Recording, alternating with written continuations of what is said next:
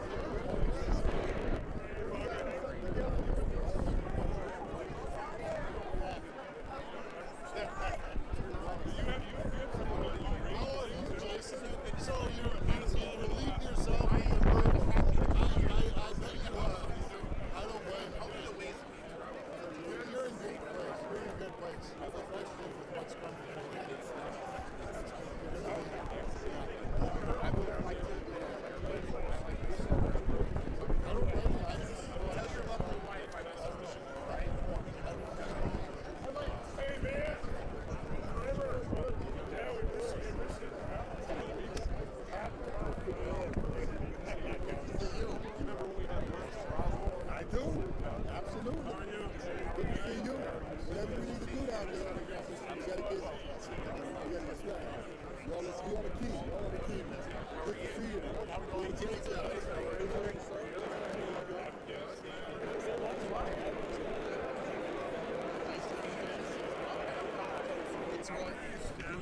Thank you for doing a great job. It is crazy times, that's all I'm going to tell you. You know that. That is. Got your Ukraine colors.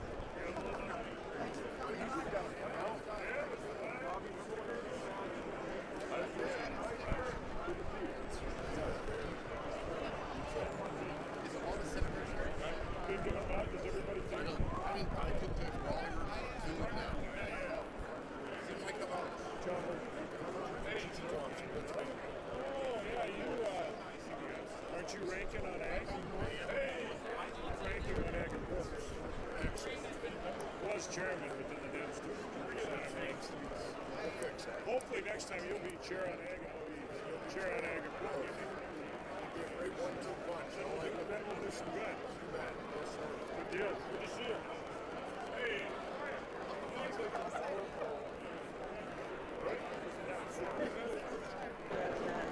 They recognize it.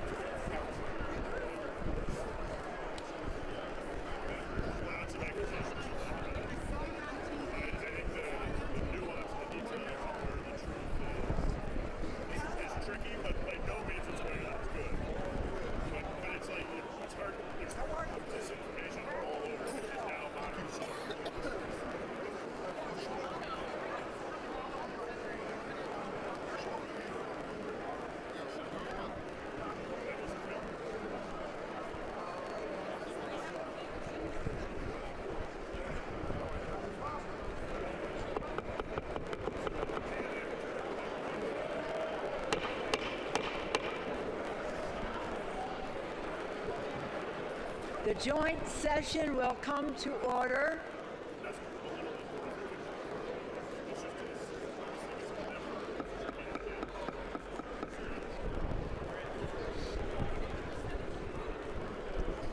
Okay, then we do these, okay?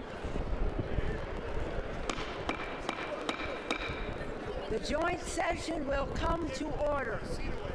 The chair appoints as members of the committee on the part of the House to escort the President of the United States into the chambers.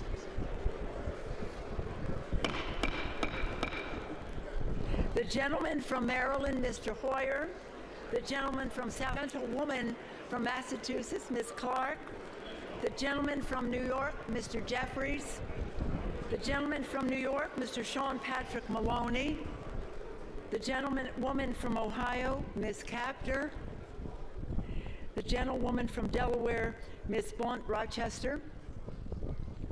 The gentleman from California, Mr. McCarthy Stefanik. The gentleman from Louisiana, Mr. Mike Johnson. The gentleman from Alabama, Mr. Palmer. The gentleman from Oklahoma, Mr. Cole.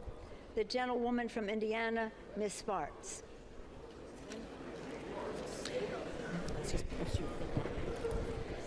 The President of the Senate, at the direction of that body, appoints the following senators as members of the Committee on the part of the Senate to escort the President of the United States into the House chamber. The Senator from New York, Mr. Schumer. The Senator from Vermont, Mr. Leahy. The Senator from Illinois, Mr. Durbin. The Senator from Michigan, Ms. Snapanow. The Senator from Minnesota, Ms. Klobuchar. The Senator from Wisconsin, Ms. Baldwin. The Senator from Kentucky, Mr. McConnell. The Senator from South Dakota, Mr. Thune. the senator from Wyoming, Mr. Barrasso, the senator from Iowa, Ms. Ernst, the senator from Missouri, Mr. Blunt, and the senator from Iowa, Mr. Grassley. The members of the escort committee will exit the chamber through the lobby doors.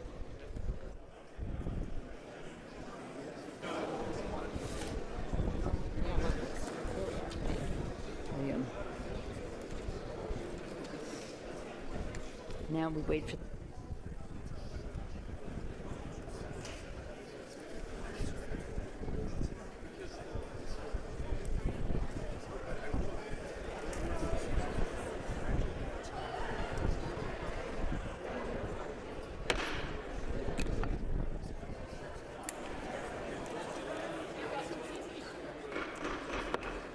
Madam Speaker, the Dean of the Diplomatic Corps.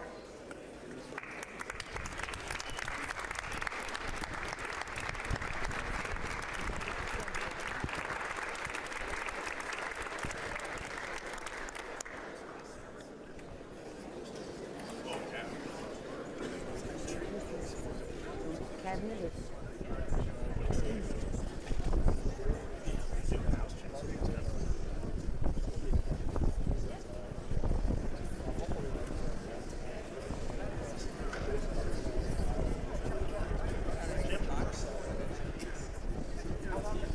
We had our big dinner tonight. I feel like we should.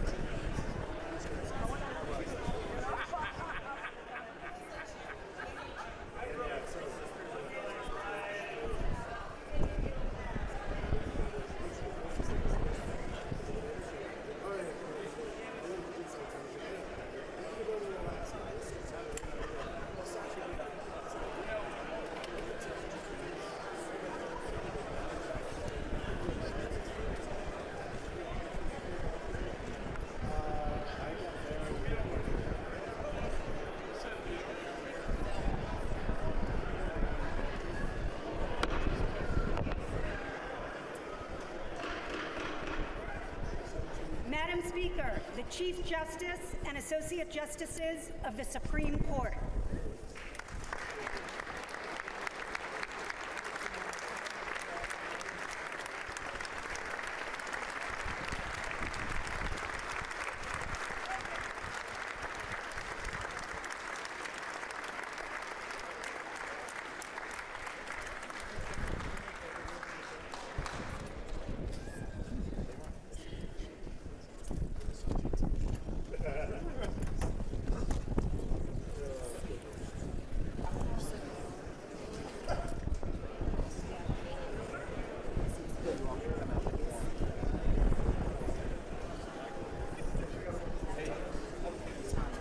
Next up is the first one.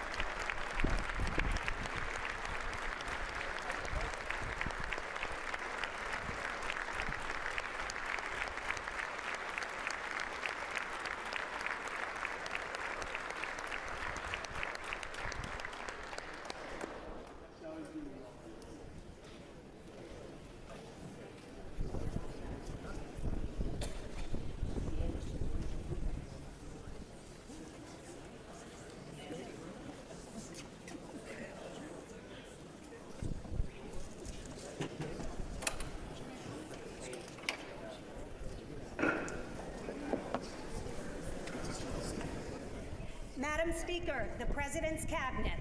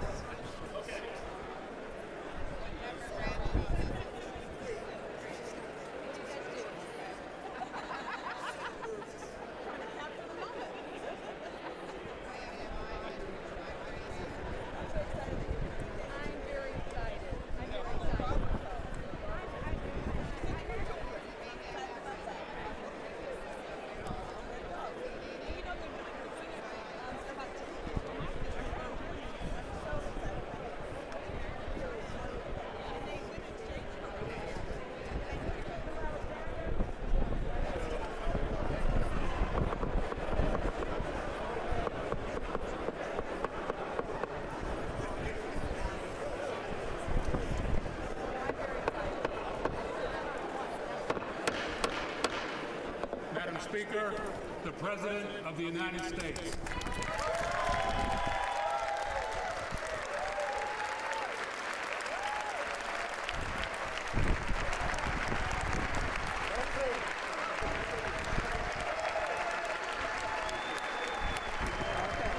Let's see, maybe, let's see, and then I'll get you one of these.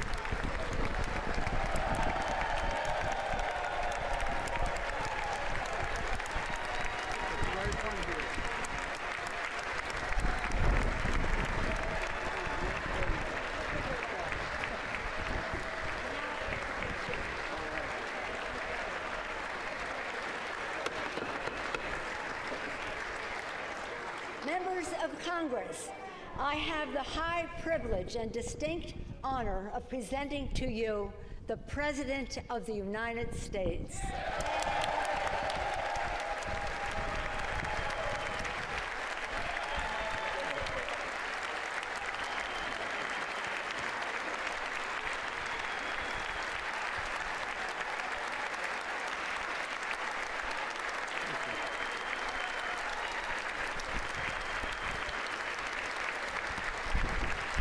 Thank you, thank you.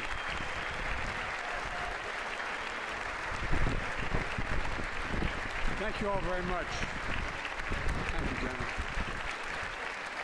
Thank you.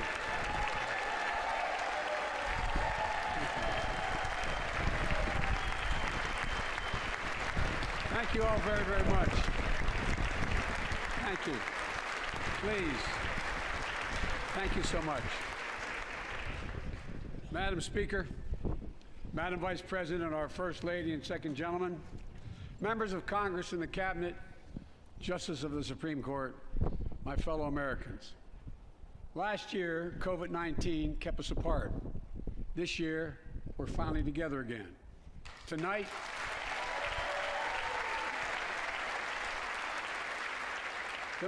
we meet as Democrats, Republicans, Independents, but most importantly, as Americans, with the duty to one another, to America, to the American people, to the Constitution, and an unwavering resolve that freedom will always triumph over tyranny. Thank you.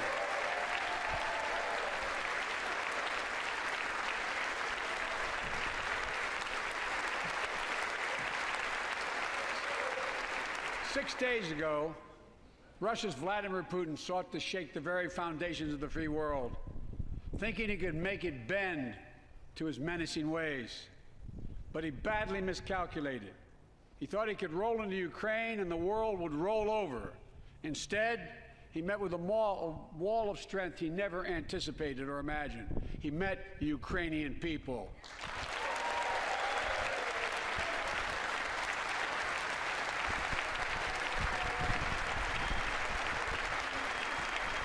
President Zelensky, to every Ukrainian, their fearlessness, their courage, their determination, literally inspires the world. Groups of citizens blocking tanks with their bodies. Everyone from students to retirees to teachers turned soldiers defending their homeland.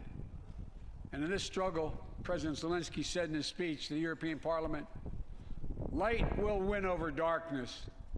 The Ukrainian ambassador to the United States is here tonight, sitting with the First Lady. Let each of us, if you're able to stand and send an unmistakable signal to the world of Ukraine. Thank you. Thank you, thank you, thank you.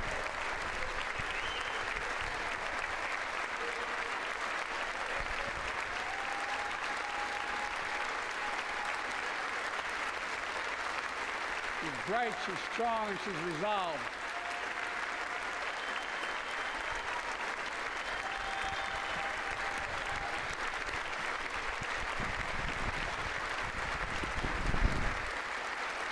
Yes, we, the United States of America, stand with the Ukrainian people. Throughout our history, we've learned this lesson. When dictators do not pay a price for their aggression, they cause more chaos. They keep moving, and the cost, the threats to America and America to the world keeps rising. That's why the NATO alliance was created, to secure peace and stability in Europe after World War II.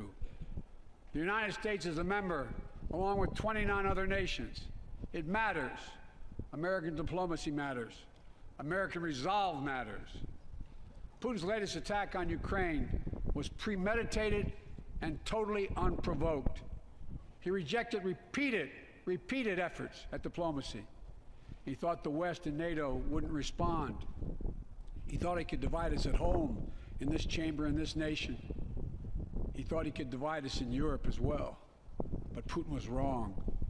We are ready. We are united, and that's what we did. We stayed united. We prepared extensively and carefully. We spent months building coalitions of other freedom-loving nations in Europe and the Americas, from America to the Asian and African continents, to confront Putin. Like many of you, I spent countless hours unifying our European allies.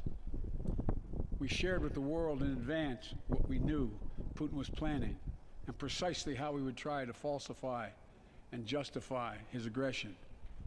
We countered Russia's lies with the truth.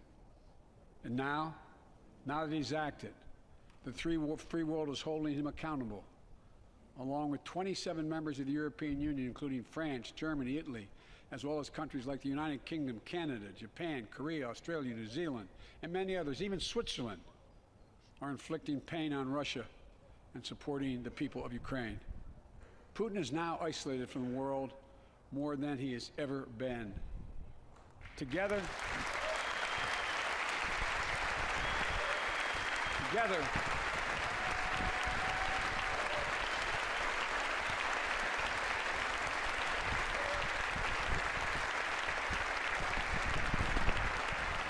along with our allies, we are right now enforcing powerful economic sanctions.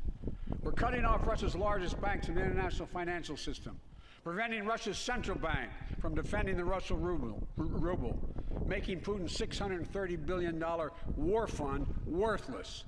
We're choking Russia's access. To technology that will sap its economic strength and weaken its military for years to come. Tonight, I say to the Russian oligarchs and the corrupt leaders who built billions of dollars off this violent regime, no more. The United States, I mean it.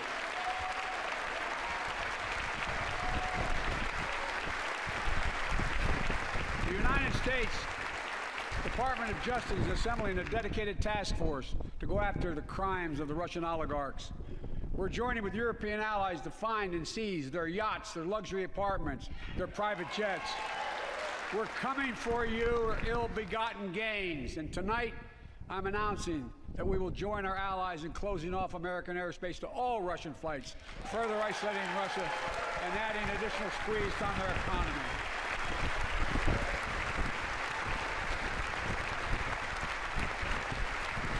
He has no idea what's coming. The ruble has already lost 30% of its value. The Russian stock market has lost 40% of its value. and trading remains suspended.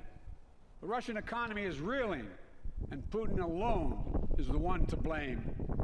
Together with our allies, we're providing support to the Ukrainians in their fight for freedom.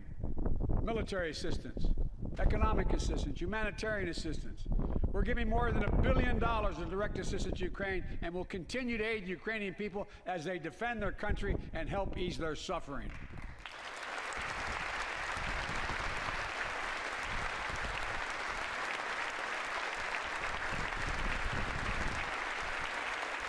But let me be clear, our forces are not engaged and will not engage in the conflict with Russian forces in Ukraine.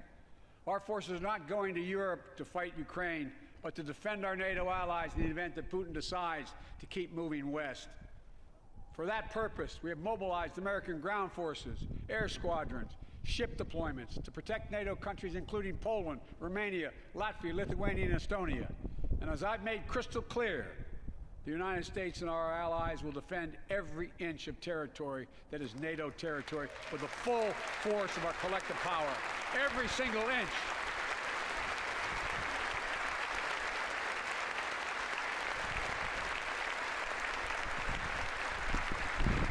And we're clear-eyed. The Ukrainians are fighting back with pure courage. But the next few days, weeks, and months will be hard on them. Putin has unleashed violence and chaos, but while he may make gains on the battlefield, he'll pay a continuing high price over the long run. And a pound of Ukrainian people, proud, proud people, pound for pound, ready to fight with every inch of energy they have. They've known 30 years of independence, have repeatedly shown that they will not tolerate anyone who tries to take their country backwards. To all Americans, I'll be honest with you, as I always promised I would be. A Russian dictator invading a foreign country has cost around the world. And I'm taking robust action to make sure the pain of our sanctions is targeted at the Russian economy, and that we use every tool at our disposal to protect American businesses and consumers. Tonight, I can announce the United States has worked with 30 other countries to release 60 million barrels of oil from reserves around the world. America will lead that effort, releasing 30 million barrels of our own strategic petroleum reserve. And we stand ready to do more if necessary, united with our allies. These steps will help blunt gas prices here at home, but I know news about what's happening can seem alarming to all Americans. But I want you to know, we're going to be okay. We're going to be okay. When the history of this era is written, Putin's war in Ukraine will have left Russia weaker and the rest of the world stronger. While it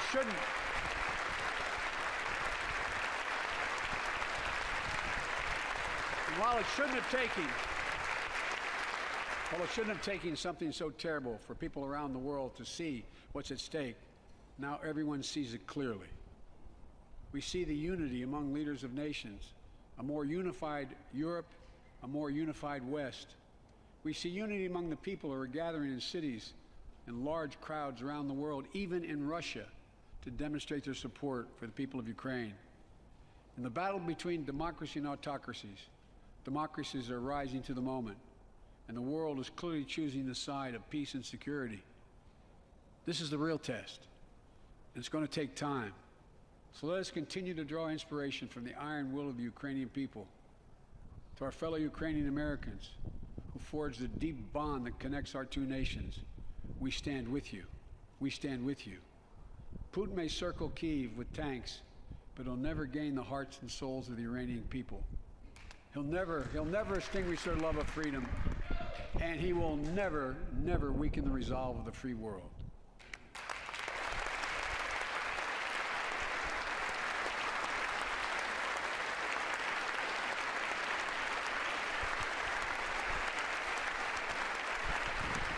We meet tonight in an America that has lived through two of the hardest years this nation has ever faced.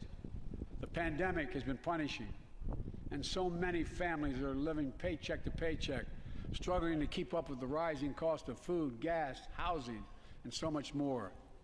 I understand, like many of you did. My dad had to leave his home in Scranton, Pennsylvania to find work. So like many of you, I grew up in a family when the price of food went up, it was felt throughout the family. It had an impact. That's when one of the first things I did as president was fight to pass the American Rescue Plan. Because people were hurting. We needed to act, and we did. Few pieces of legislation have done more at a critical moment in our history to lift us out of a crisis. It fueled our efforts to vaccinate the nation and combat COVID-19, delivered immediate economic relief to tens of millions of Americans. It helped put food on the table. Remember those long lines of cars waiting for hours just to get a box of food put in their trunk. It cut the cost of health care insurance. And as my dad used to say, it gave the people just a little bit of breathing room. Unlike the $2 trillion tax cut passed in the previous administration that benefited the top 1% of Americans, the American Rescue Plan helped working people and left no one behind.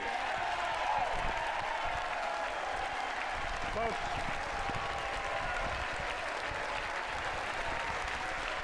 and it worked. It worked.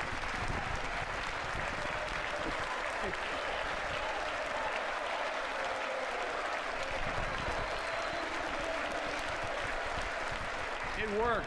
We created jobs, lots of jobs. In fact, our economy created over 6.5 million new jobs just last year.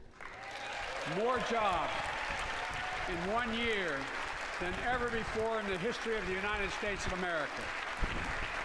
The economy grew at a rate of 5.7 last year, the strongest growth rate in 40 years. And the first step in bringing fundamental change to our economy that hasn't worked for working people in this nation for too long. For the past 40 years, we were told that tax break for those at the top and benefits would trickle down and everyone would benefit. But that trickle-down theory led to a weaker economic growth, lower wages, bigger deficits, and a widening gap between the top and everyone else in nearly a century. Look, Vice President Harris and I ran for office, and I realize we have fundamental disagreements on this, but ran for office with a new economic vision for America. Invest in America, educate Americans, grow the workforce, build the economy from the bottom up and the middle out, not from the top down, because we know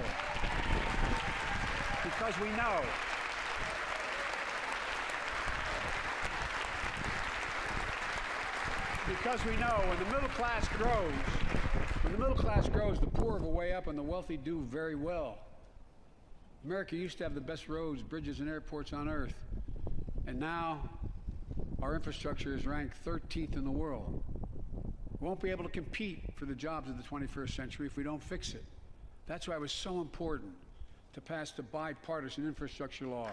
And I thank my Republican friends who joined to invest and rebuild America. The single biggest investment in history.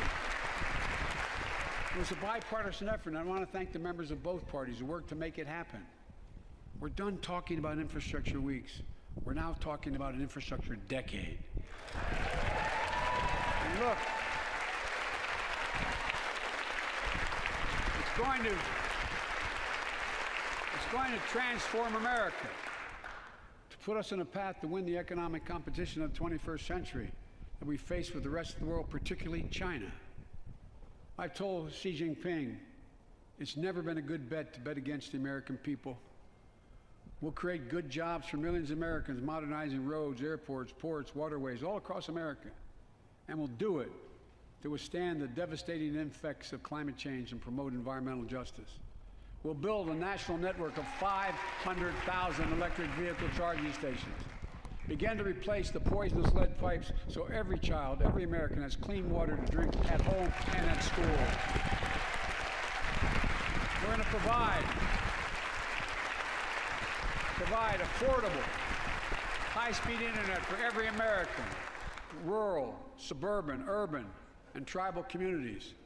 4,000 projects have already been announced. Many of you have announced them in your districts. And tonight, I'm announcing that this year, we will start fixing over 65,000 miles of highway and 1,500 bridges in disrepair. And folks,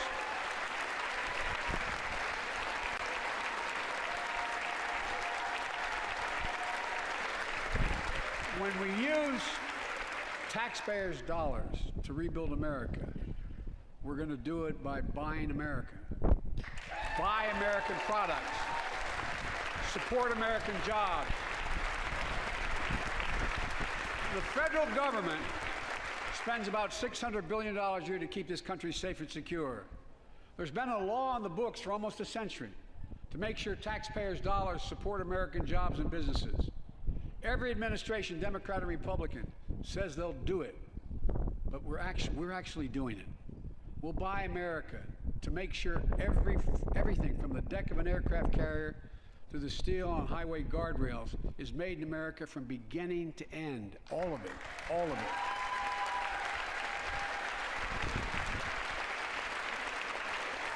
But folks,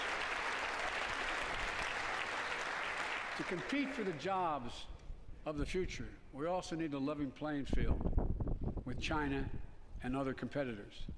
That's why it's so important to pass the Bipartisan Innovation Act sitting in Congress that will make record investments in emerging technologies and American manufacturing. We used to invest almost 2% of our GDP in research and development. We don't now. China is. Let me give you one example why it's so important to pass. If you travel 20 miles east of Columbus, Ohio, you'll find 1,000 empty acres of land. It won't look like much, but if you stop and look closely, you'll see a field of dreams, the ground on which America's future will be built. That's where Intel, the American company that helped build Silicon Valley, is going to build a $20 billion semiconductor megasite, up to 8 state-of-the-art factories in one place, 10,000 new jobs. And in those factories, the average job about $135,000 a year. Some of the most sophisticated manufacturing in the world to make computer chips the size of a fingertip that power the world in everyday lives. From smartphones, technology, the internet, technology that's yet to be invented. But that's just the beginning. Intel CEO Pat Gelsinger, who is here tonight, I don't know where Pat is. Pat, there you go, Pat, stand up.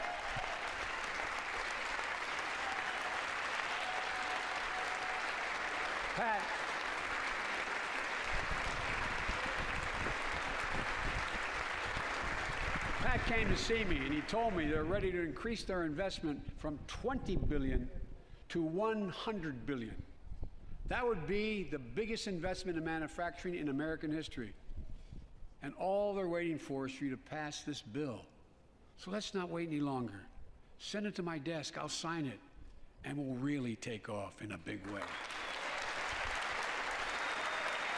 And folks, Intel is not alone. There's something happening in America.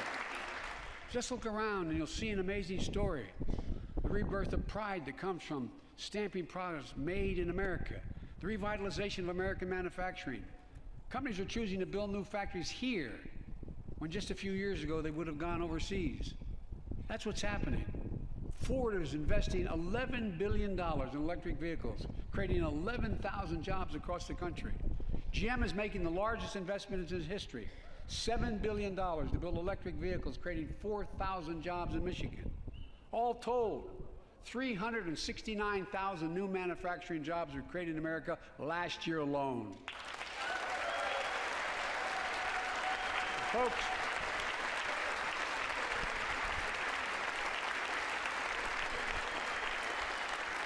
powered by people I've met like JoJo Burgess from generations of union steelworkers in Pittsburgh, who's here tonight. Where are you, JoJo? There you go. Thanks, buddy. As Ohio Senator Sherrod Brown says,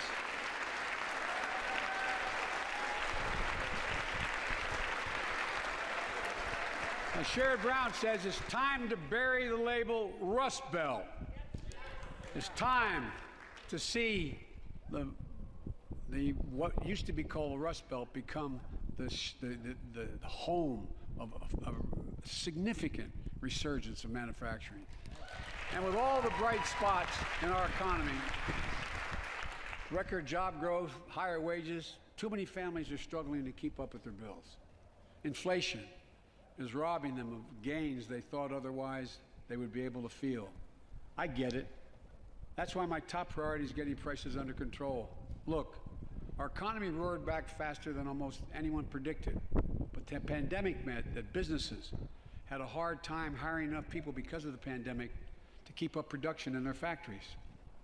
So you didn't have people making those beams that went into buildings because they were out. The factory was closed. The panic also disrupted the global supply chain. Factories close. When that happens, it takes longer to make goods and get them to the warehouses, to the stores, and prices go up. Look at cars last year. 1/3 of all the inflation was because of automobile sales. There weren't enough semiconductors to make all the cars that people wanted to buy. And guess what? Prices of automobiles went way up, especially used vehicles as well. And so we have a choice. One way to fight inflation is to drive down wages and make Americans poorer. I think I have a better idea to fight inflation. Lower your costs, not your wages. Folks,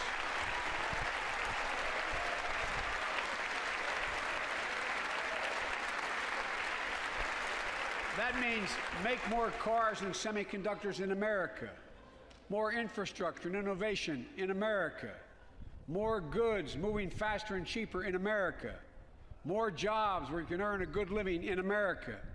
Instead of relying on foreign supply chains, let's make it in America. Look,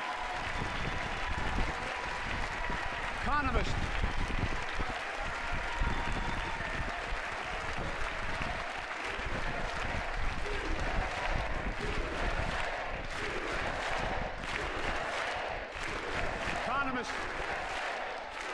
call this increasing the productive capacity of our economy.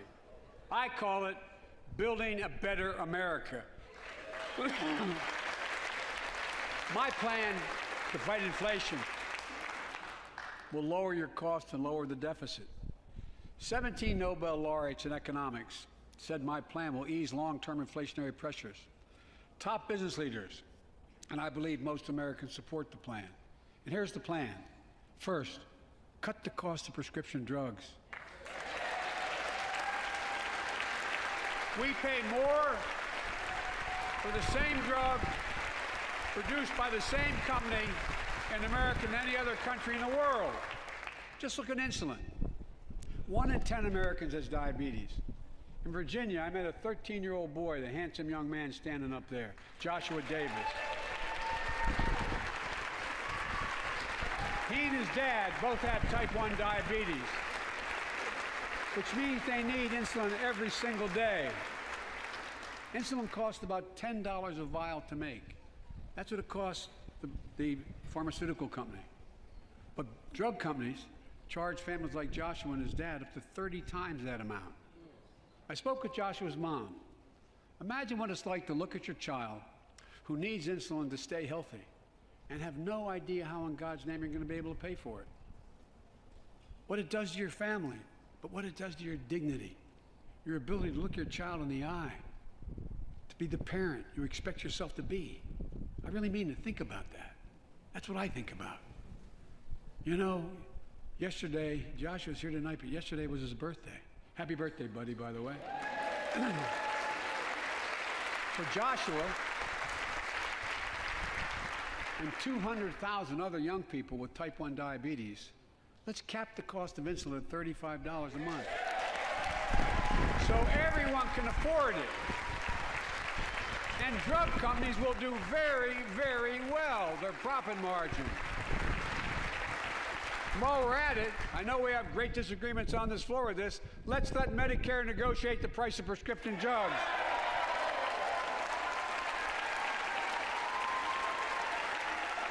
They already set the price for VA drugs. Look, the American Rescue Plan is helping millions of families with Affordable Care Act plans to save them $2,400 a year on their health premiums. Let's close the coverage gap and make these savings permanent. And second,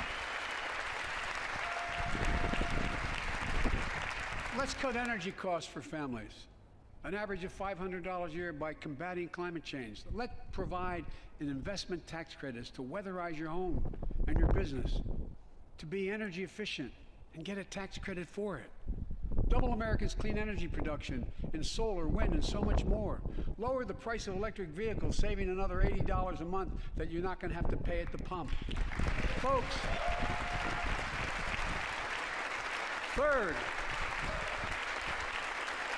the third thing we can do to change the standard of living for hard-working folks is cut the cost of child care. Cut the cost of child care. Folks, if you live in a major city in America, you pay up to $14,000 a year for child care per child. I was a single dad for 5 years, raising 2 kids. I had a lot of help, though. I had a mom, a dad, a brother, and a sister that really helped. But middle class and working folks shouldn't have to pay more than 7% of their income to care for the young children. My plan would cut the cost of child care in half for most families and help parents, including millions of women who left the workforce during the pandemic because they couldn't afford child care, to be able to get back to work, generating economic growth. But my plan doesn't stop there. It also includes home and long-term care, more affordable housing, pre-K for 3- and 4-year-olds. All these will lower costs to families. And under my plan, nobody, let me say this again, nobody earning less than $400,000 a year will pay an additional penny in new taxes. Not a single penny.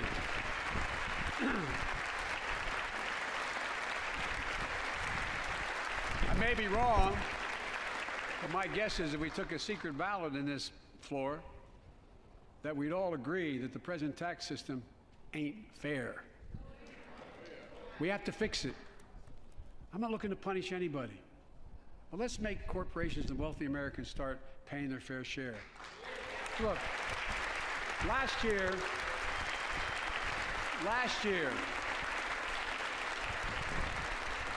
like Chris Coons and Tom Carper and my distinguished Congresswoman, we come from the land of corporate America.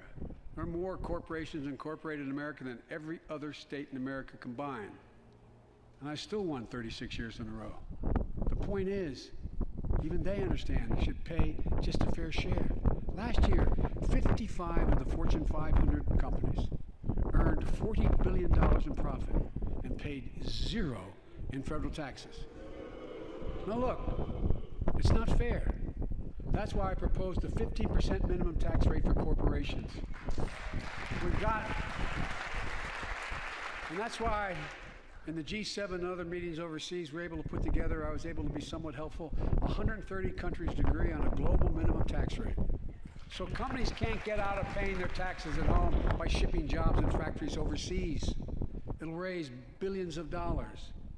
That's why I propose closing loopholes for the very wealthy who don't pay, or who pay a lower tax rate than a teacher and a firefighter. So that's my plan, but we have to go more detailed later. We will grow the economy, lower the cost of families. So what are we waiting for? Let's get this done. We all know we've got to make changes. Folks,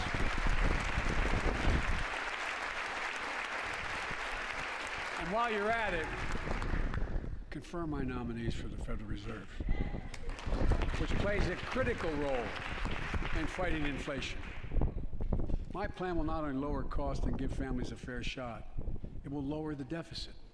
The previous administration not only ballooned the deficit with those tax cuts for the very wealthy and corporations, it undermined the watchdogs, the job of those to keep pandemic relief funds being wasted. Remember we had those debates about whether or not those watchdogs should be able to see every day how much money was being spent, where was it going to the right place? In my administration, the watchdogs are back. And we're going to go after the criminals who stole billions of relief money meant for small business and millions of Americans. And tonight I'm announcing that the Justice Department will soon name a chief prosecutor for pandemic fraud.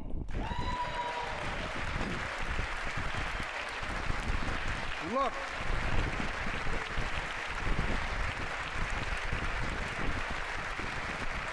I think we all agree, thank you. By the end of this year, the deficit will be down to less than half of what it was before I took office. The only president ever to cut the deficit by more than $1 trillion in a single year. Lowering your cost also meant demanding more competition. I'm a capitalist, but capitalism without competition is not capitalism. Capitalism without competition is exploitation. It drives up profits.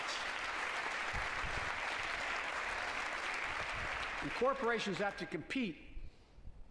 Their profits go up and your prices go up when they don't have to compete. Small businesses and family farmers and ranchers, I need not tell some of my Republican friends from those states. Guess what?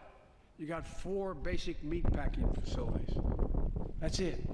You play with them or you don't get to play at all. And you pay a hell of a lot more. A hell of a lot more because there's only 4. See what's happening with ocean carriers moving goods in and out of America. During the pandemic, about half a dozen or less foreign-owned companies raised prices by as much as 1,000% and made record profits. Tonight, I'm announcing a crackdown on those companies overcharging American businesses and consumers. Folks,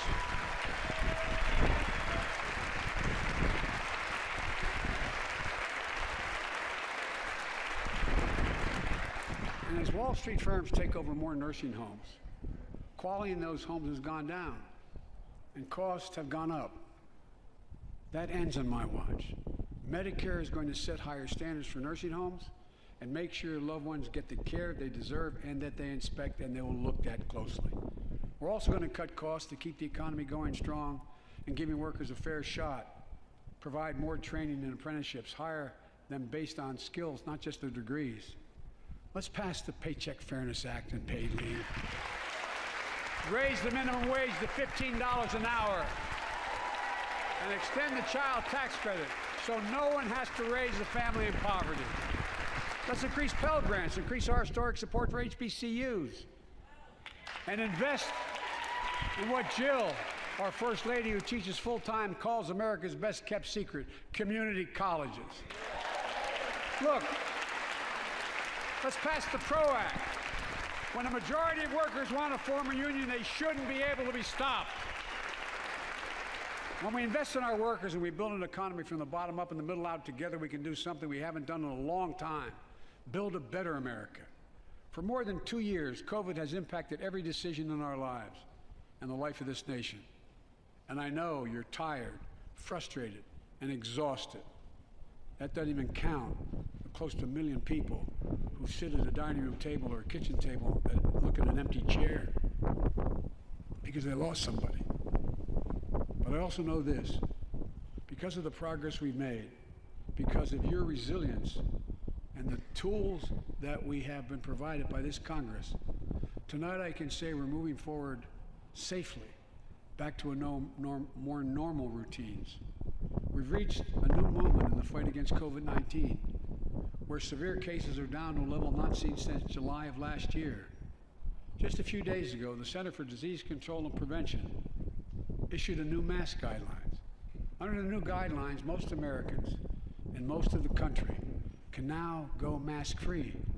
And based on projections, more of the country will reach a point across the next couple of weeks. And thanks to the progress we made in the past year, COVID-19 no longer need control our lives. I know some are talking about living with COVID-19, but tonight I say that we never will just accept living with COVID-19. We'll continue to combat the virus as we do other diseases. And because this virus mutates and spreads, we have to stay on guard. And here are 4 common sense steps as we move forward safely, in my view. First, stay protected with vaccines and treatments. We know how incredibly effective vaccines are. If you're vaccinated and boosted, you have the highest degree of protection. We'll never give up on vaccinating more Americans. Now, I know parents with kids under 5 are eager to see their vaccines authorized for their children. Scientists are working hard to get that done. We'll be ready with plenty of vaccines if and when they do. We're all ready. We are also ready with antiviral treatments. If you get COVID-19, the Pfizer pill reduces your chances of ending up in the hospital by 90%. I've ordered more pills than anyone in the world has. Pfizer is working overtime to get us 1 million pills this month and more than double that next month. And now we're launching the Test to Treat initiative. So people can get tested at a pharmacy, and if they prove positive, receive the antiviral pills on the spot at no cost. Folks, if you're immunocompromised or have some other vulnerability, we have treatments and free high-quality masks. We're leaving no one behind or ignoring anyone's needs as we move forward. On testing, we've made hundreds of millions of tests available, and you can order them for free to your doorstep. And we've already ordered free tests. If you already ordered free tests tonight, I'm announcing you can order another group of tests. Go to covidtest.gov starting next week, and you can get more tests. Second, we must prepare for new variants. Over the past, we've gotten much better at detecting new variants. If necessary, we'll be able to develop new vaccines within 100 days instead of maybe months or years. And if Congress provides the funds we need, we'll have new stockpiles of tests, masks, pills ready if needed. I can't promise a new variant won't come, but I can promise you we'll do everything within our power to be ready if it does. Third,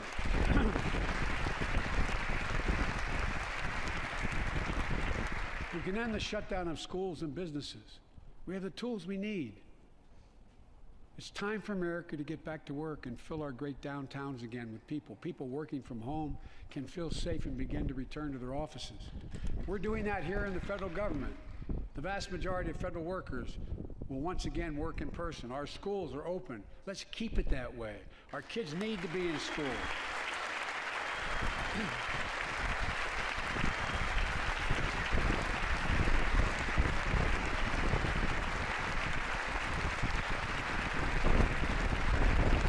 With 75% of adult Americans fully vaccinated and hospitalizations down by 77%, most Americans can remove their masks and stay in the classroom and move forward safely.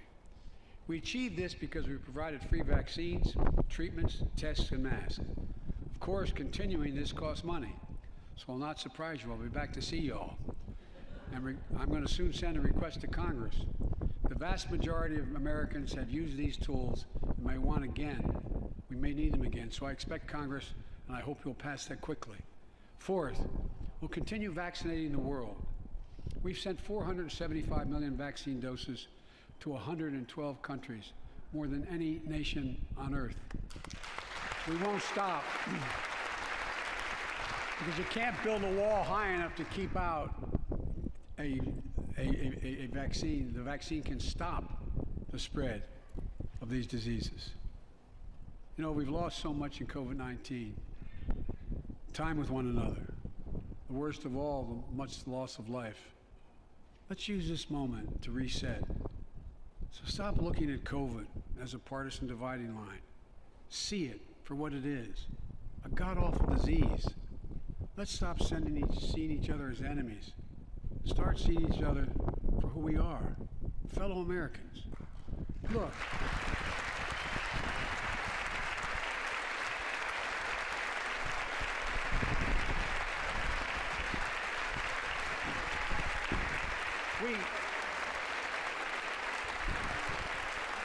We can't change how divided we've been. It was a long time in coming.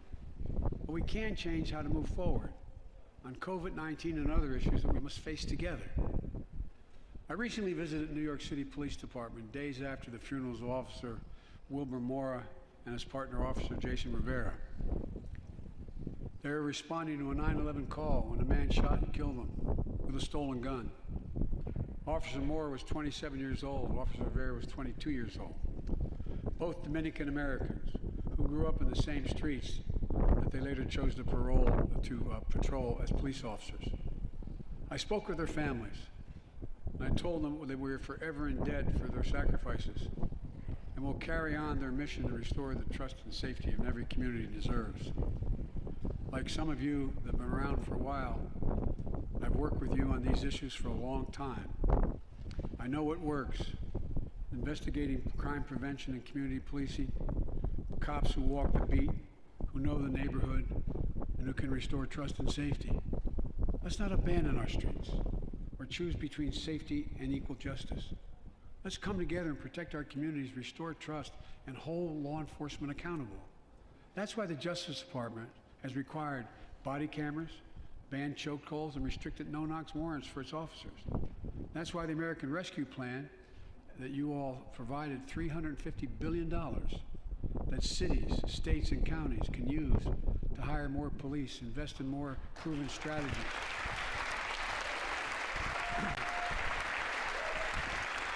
Proven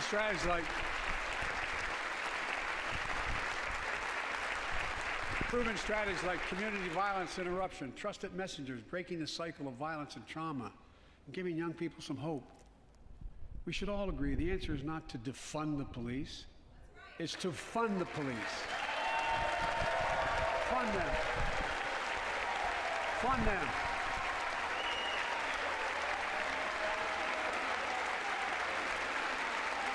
Fund them with resources and training. Resources and training they need to protect our communities. I ask Democrats and Republicans alike to pass my budget and keep our neighborhoods safe. And we'll do everything in my power to crack down on gun trafficking, of ghost guns that you can buy online, assemble at home, no serial numbers, can't be traced. I ask Congress to pass proven measures to reduce gun violence. Pass universal background checks. Why should anyone on the terrorist list be able to purchase a weapon? Why? Why? And folks, ban assault weapons with high-capacity magazines hold up to 100 rounds. You think the deer are wearing Kevlar vests? Look, repeal the liability shield. It makes gun manufacturers the only industry in America that can't be sued. The only one. Imagine had we done that with the tobacco manufacturers. These laws don't infringe on the Second Amendment. They save lives. The most fundamental right in America is the right to vote and have it counted. And look, it's under assault. In state after state, new laws have been passed. Not only to suppress the vote, we've been there before, but to subvert the entire election. We can't let this happen. Tonight I call on the Senate to pass the Freedom to Vote Act, pass the John Lewis Act, Voting Rights Act. And while you're at it, pass the Disclose Act so Americans know who's funding our election. Look, tonight, I like to honor someone who dedicated his life to serve this country. Justice Breyer, an Army veteran, constitutional scholar, retiring Justice of the United States Supreme Court. Justice Breyer, thank you for your service. Thank you, thank you, thank you. I mean it. Get up, stand up and see you. Thank you.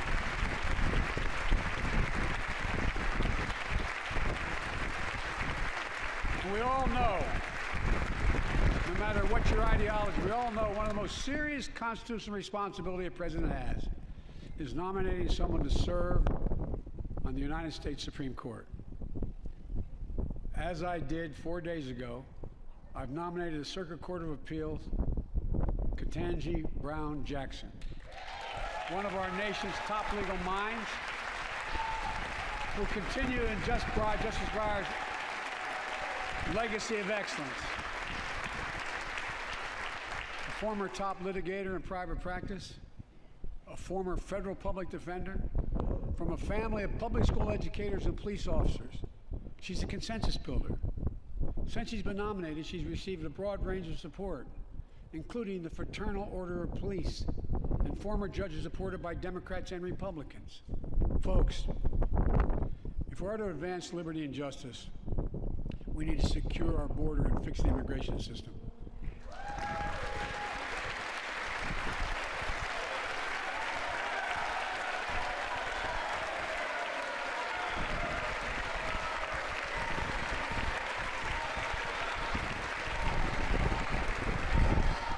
And as you might guess, I think we can do both. At our border, we've installed new technology like cutting-edge scanners to better detect drug smuggling. We've set up joint patrols with Mexico and Guatemala to catch more human traffickers. We're putting in place dedicated immigration judges, a significant larger number, so families fleeing persecution and violence can have their cases heard faster, and those who don't legitimately hear can be sent back.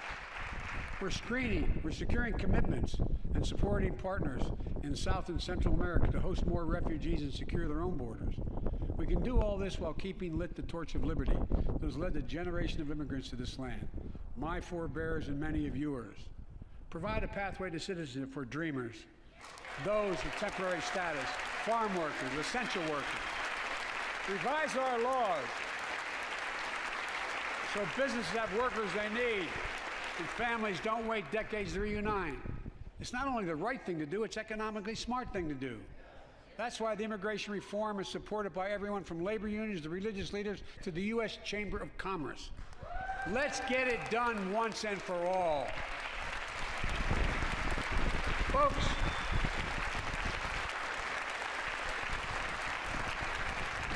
advancing liberty and justice also requires protecting the rights of women. The constitutional right affirmed by Roe v. Wade, standing precedent for half a century, is under attack as never before. If you want to go forward, not backwards, we must protect access to health care, preserve a woman's right to choose, and continue to advance maternal health care for all Americans.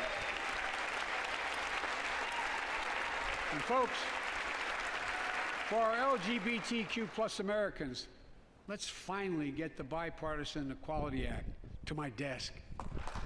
The onslaught of state laws targeting transgender Americans and their families, it's simply wrong. And I said last year, especially to our younger transgender Americans, I'll always have your back as your president so you can be yourself and reach your God-given potential. Folks,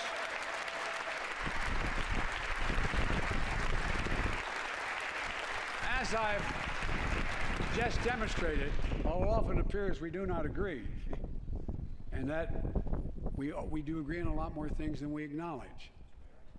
I signed 80 bipartisan bills into law last year, from preventing government shutdowns, to protecting Asian Americans from still too common hate crimes, to reforming military justice, and will soon be strengthening the Violence Against Women Act that I first wrote 3 decades ago.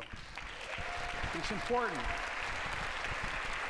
It's important for us to show the nation we can come together and do big things.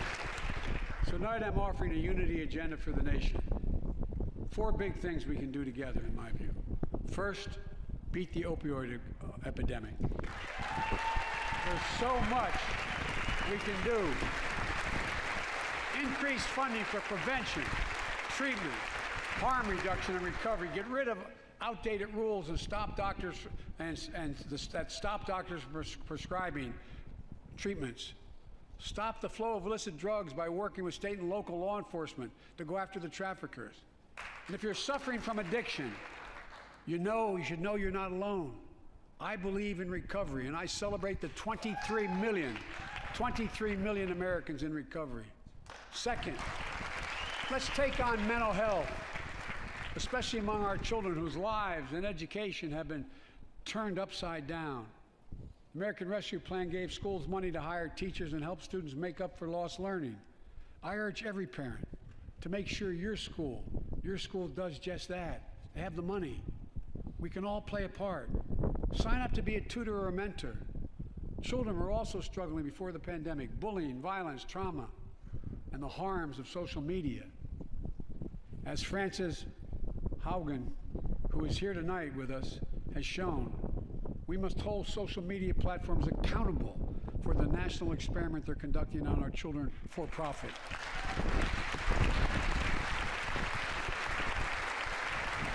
Folks, thank you. Thank you for the courage you showed. It's time to strengthen privacy protections, ban targeted advertising to children, demand tech companies stop collecting personal data on our children, and let's get all Americans the mental health services they need. More people can turn for help, and full parity between physical and mental health care if we treat it that way in our insurance. Look,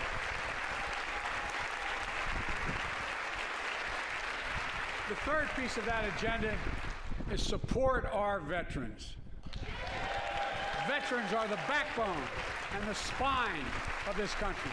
They're the best of us. I've always believed that we have a sacred obligation to equip those we send to war and care for those in their family when they come home. My administration is providing assistance in job training, housing, and now helping lower-income veterans get VA care debt-free. And our troops in Iraq and Afghanistan have faced many dangers, one being stationed at bases breathing in toxic smoke from burn pits. Many of you have been there. I've been in and out of Iraq and Afghanistan over 40 times. These burn pits that incinerate waste, the waste of war, medical and hazardous material, jet fuel, and so much more. And they come home, many of the world's fittest and best trained warriors in the world. Never the same. Headaches, numbness, dizziness. A cancer that would put them in a flag-draped coffin. I know. One of those soldiers was my son, Major Bo Biden. I don't know for sure if the burn pit that he lived near, that his hooch was near, in Iraq and earlier than that in Kosovo, is the cause of his brain cancer and the disease of so many other troops. But I am committed to find out everything we can, committed to military families like Danielle Robinson from Ohio, the widow of Sergeant First Class Heath Robinson. He was born a soldier, Army National Guard, combat medic in Kosovo and Iraq, stationed near Baghdad, just yards from burn pits the size of football fields. Danielle is here with us tonight. They love going to Ohio State football games.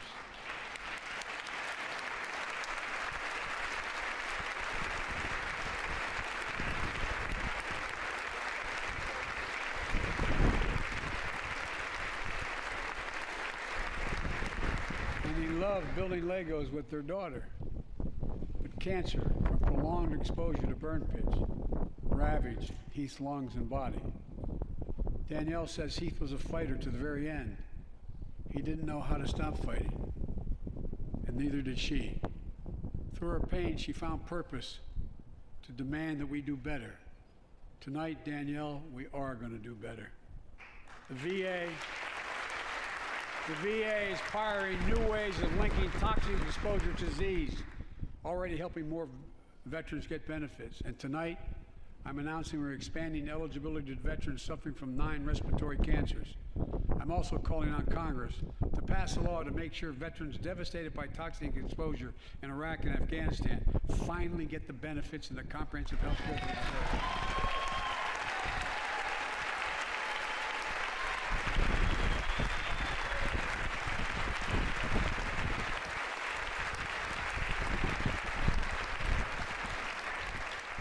Fourth and last, let's end cancer as we know it. This is personal.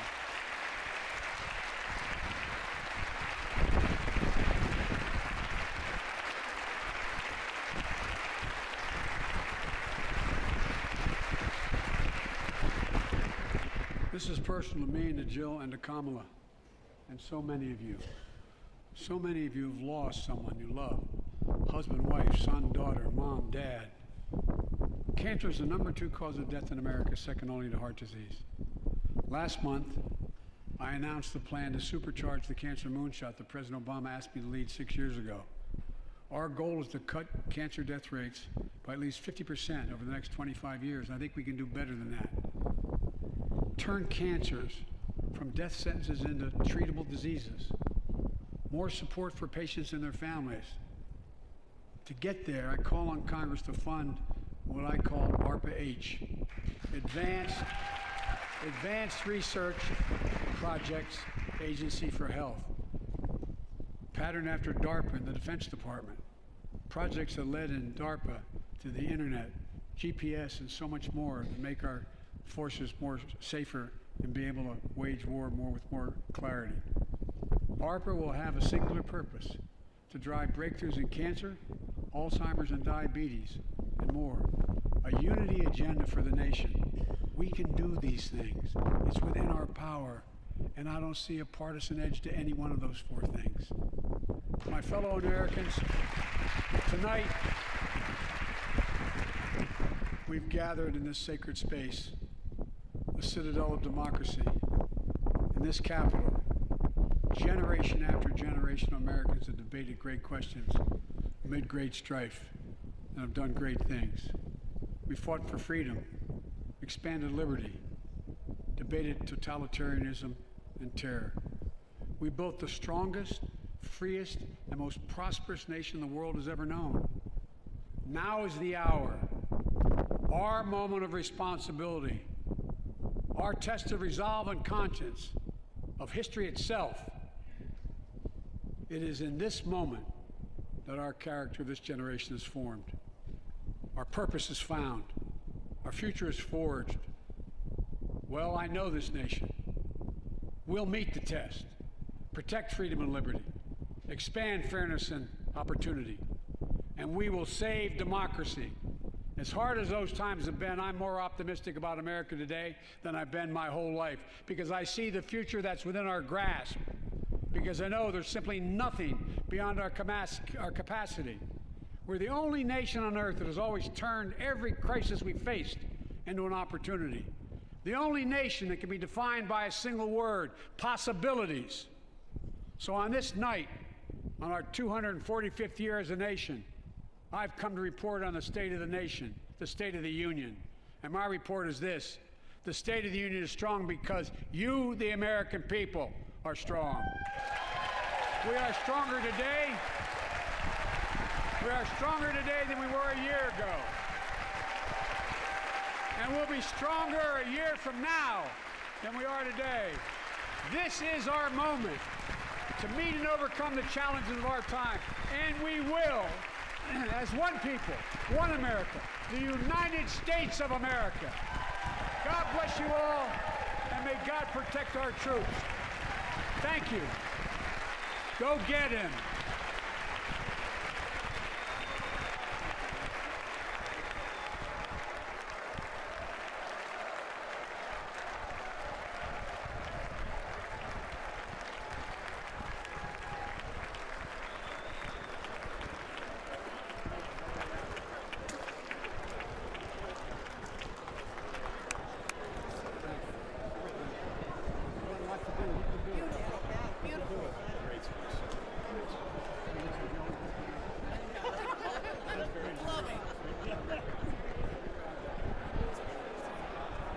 Thank you. Good to see you guys.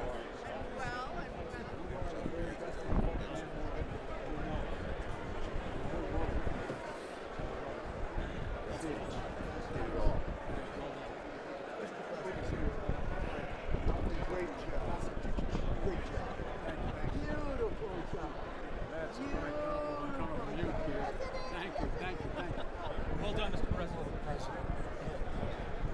Great clothes. Thank you, man. Well done, Mr. President. Well done. Thanks again for coming to Colorado. Thank you, man. Tommy. Did it again.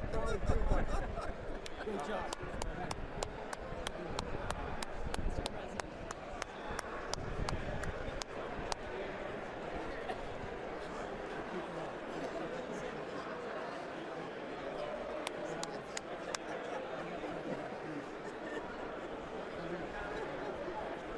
Thank you, man. Well done, Mr. President. That's a hell of a speech.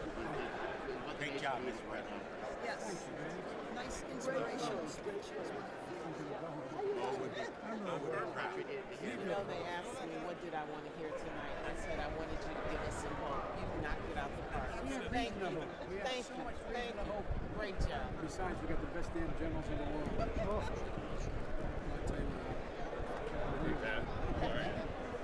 I'll tell you what. You say, as you know. Good to see you, man. Come on.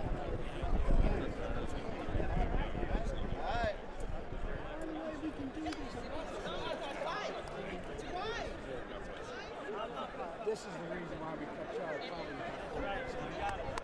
I'm serious. She is. She's been at it for a while. Fantastic.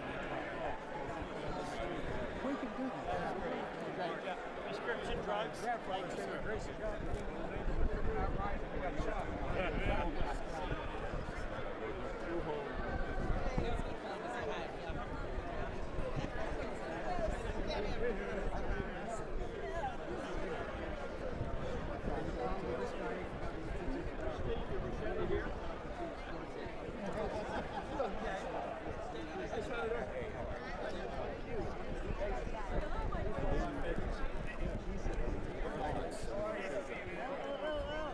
Thank you, Justin.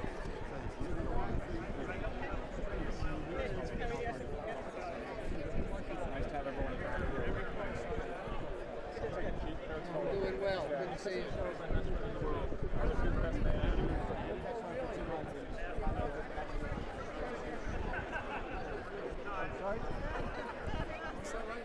Absolutely.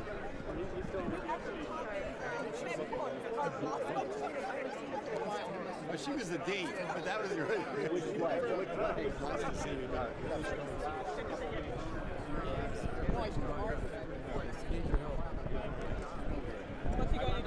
Thank you so much twice tonight.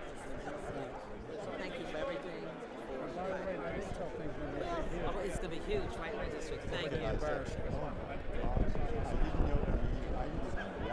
You know those two words? Bowled over.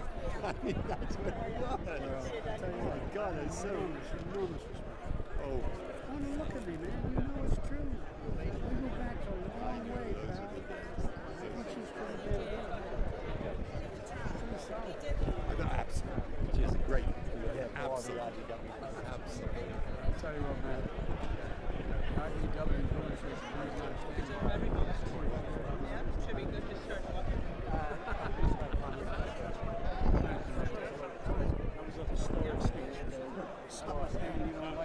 I'm fired up. I don't want this guy too fired up. I'm fired up. I'm inspired. You got guns as big as Listen, man, I'm trying to take care of myself. I'm trying to be like you. Thanks. That was awesome. Congratulations. Yes, yes, yes. What's the story?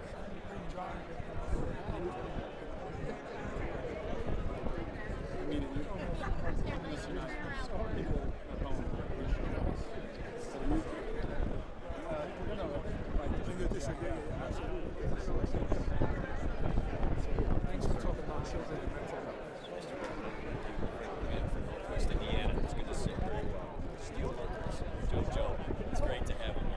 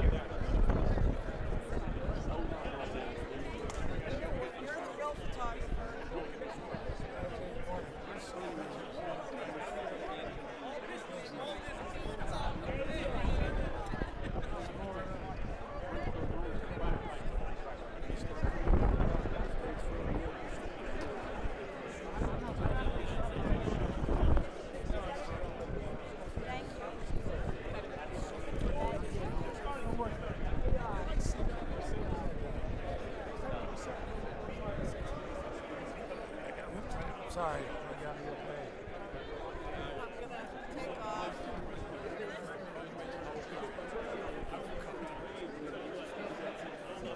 Good, not really. You know what I mean?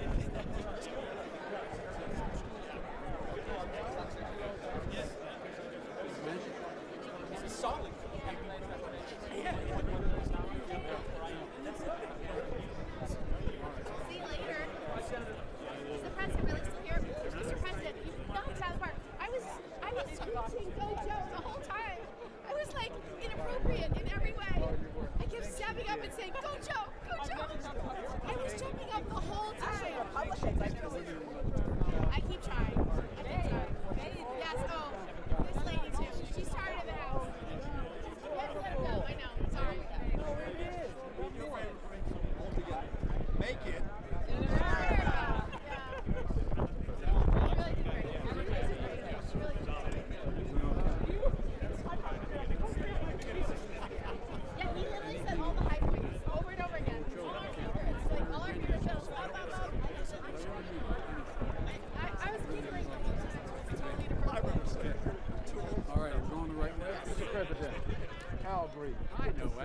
can't hide behind that I mask. want your signature on your, this is your card.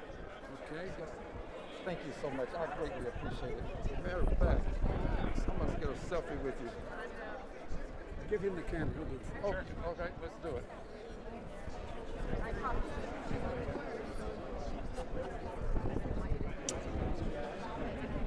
Thank you. I reminded me sometimes I heard when somebody was signing the Obamacare. Oh, look at that. God, thank God. Thank God my mother didn't hear that. Mr. President? Mr. President. Thanks. You're mildly prejudiced. I love you. Just buy it. How are you, man? So I'll see you on Thursday. Yes. You're signing my portfolio. It's a big deal. It is a big deal. Jamie Rasmussen called me the boss.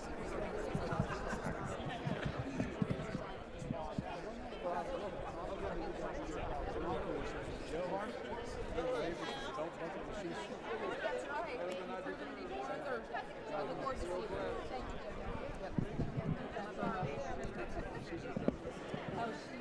She comes from an incredible family. Her sister used to run my Delaware operation. Her dad, besides being an All-American high school, invented the Tony Archibald. And the dean of her delegation. I know.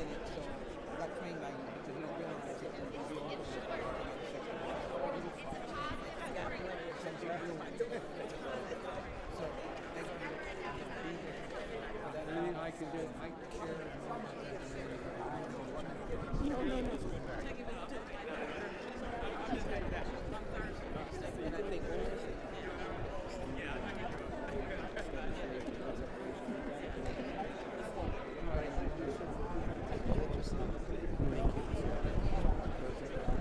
Hey, I'll be with you tomorrow. Coming in here.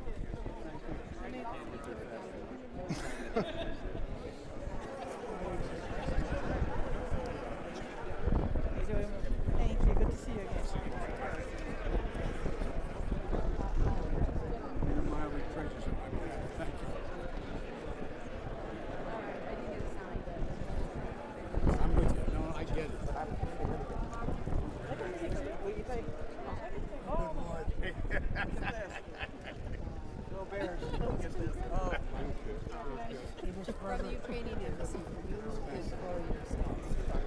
I love this lady.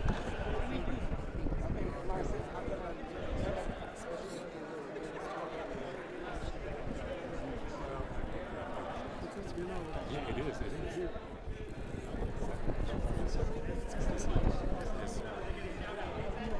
I know. By the way. You can get next to it.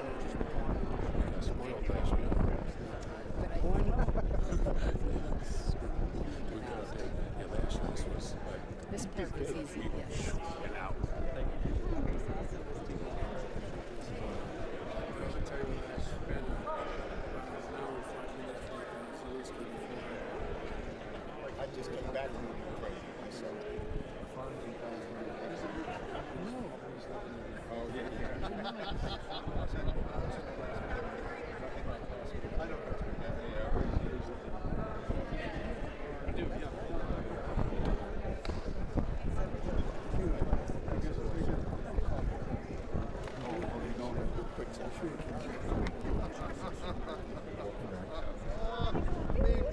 Mr. Chairman.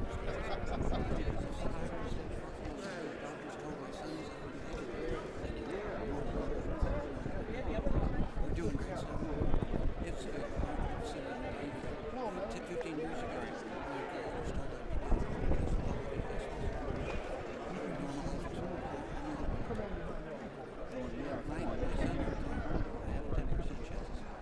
You'll take it. I'll get you in the back. Keep at it. How are you, Derek? Yeah, how you doing, Derek? Thank you for talking about it. Just on Friday, it was about 9 Democrats, 9 Republicans. We were calling the Civic Bridge Road, Ohio for America, and trying to do these things that help We have to. Why can we get it done, except the guy to the left? Yeah, well, always. Thank you, Mr. President. Mr. President, thank you so much for shouting out.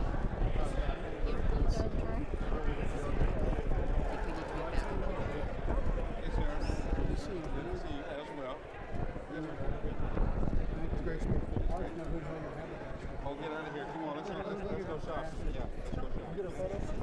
Yeah, come on, jump on. All right, I'll get one here. All right, get your face. I'll be back this way.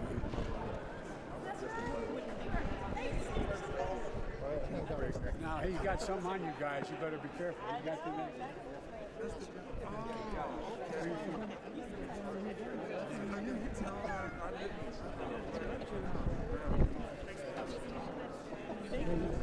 Now, I've been around so long, I remember when I used to. Not only Austin, but used to his old days. They were good old days. That's great. Thank you, sir. Turn around, open them up there. Oh, that's a great shot. Yeah. Thank you. Survivors out there. Good news, stuff going. Thank you. Thank you. Okay, now I can. Okay. That's clear. Great job. Mark.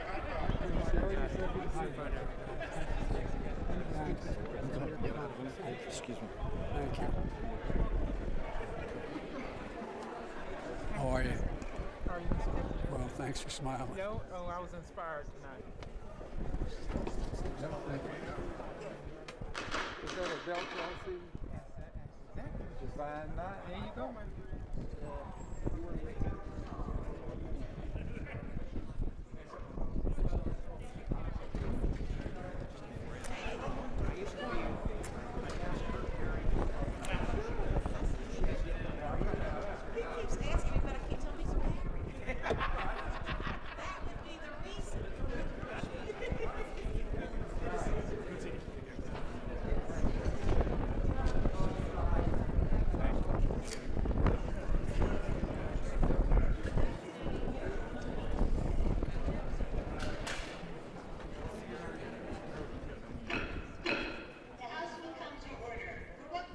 Does the gentleman from Maryland seek recognition?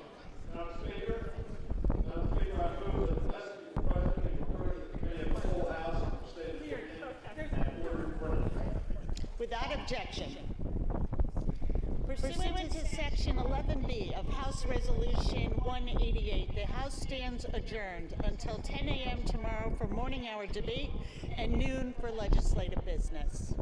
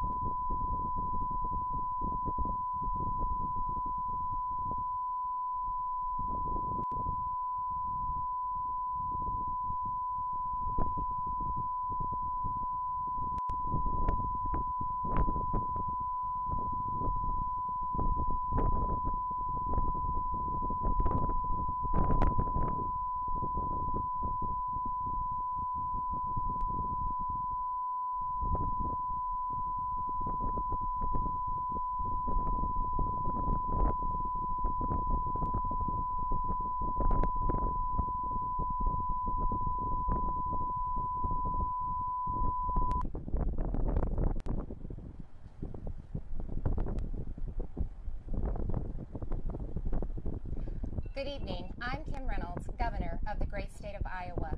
Like you, I just watched the President's address.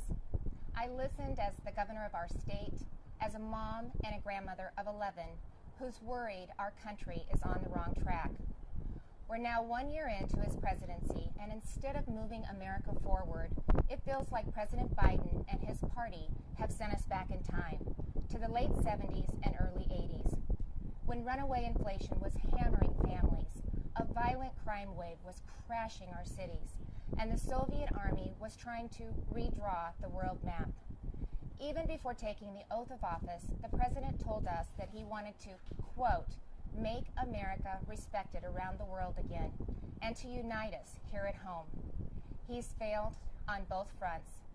The disastrous Afghanistan withdrawal did more than cost American lives. It betrayed our allies and emboldened our enemies. North Korea is testing missiles again at an alarming rate. The Speaker of the House recently warned our Olympic athletes not to speak out against China. And now Russia has launched an unprovoked, full-scale military invasion of Ukraine, an attack on democracy, freedom, and the rule of law. Now all Americans must stand united in solidarity with the brave people of Ukraine as they courageously defend their country against Putin's tyranny as they fight for their freedom. But we shouldn't ignore what happened in the run-up to Putin's invasion, waiving sanctions on Russian pipelines while eliminating oil production here at home, focusing on political correctness rather than military readiness, reacting to world events instead of driving them. Weakness on the world stage has a cost, and the President's approach to foreign policy has consistently been too little, too late. It's time for America to once again project confidence. It's time to be decisive. It's time to lead. But we can't project strength abroad if we're weak at home. And that's what I want to discuss with you tonight. The President and Democrats in Congress have spent the last year either ignoring the issues facing Americans or making them worse. They were warned that spending trillions would lead to soaring inflation. They were told that their anti-energy policies would send gas prices to new heights, but they plowed ahead anyway, raising the price at the pump by 50% and pushing inflation to a 40-year high. 4 decades ago, when our nation was last reeling from inflation, I was a young working mom just starting out. My husband Kevin worked days while I watched our girls, and then we would literally switch. We would pass in the yard as he was coming home, and I was leaving to work evenings at the local grocery store. From across that checkout counter, I saw the pain of inflation on my neighbors' faces. I saw what happens when prices rise faster than wages. The Biden administration believes inflation is a, quote, high-class problem. I can tell you, it's an everybody problem. I saw moms and dads' paychecks buy them less and less. I watched working people choose which essentials to take home and which ones to leave behind. And now President Biden's decisions have a whole new generation feeling that same pain. When I took the oath of office 5 years ago, I promised Iowans that I would never lose sight of who I was working for, that I wouldn't become detached from the problems they were facing, from the problems that I had faced myself. But you don't have to check groceries to see what high inflation does to people. You just need to step outside of the DC bubble. Talk to Americans about what's on their mind. Ask them, what are your concerns? What keeps you up at night? And they'll tell you. And I can tell you what's not on that list. They won't tell you that spending trillions more and bankrupting their children is the answer to their problems. They won't tell you that we should be paying people not to work. And they certainly won't tell you that we should give billions in tax giveaways to millionaires and billionaires in Democrat-controlled states like California, New York, and New Jersey. But that's what the Biden administration has been pushing for over the last year. And that's all part of Build Back Better. Thankfully, the president's agenda didn't pass because even members of his own party said enough is enough. Well, the American people share that view. Enough is enough. And it's not just with DC spending.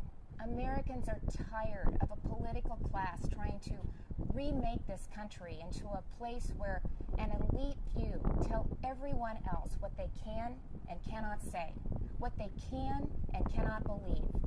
They're tired of people pretending the way to end racism is by categorizing everybody by their race. They're tired of politicians who tell parents they should sit down, be silent, and let government control their kids' education and future.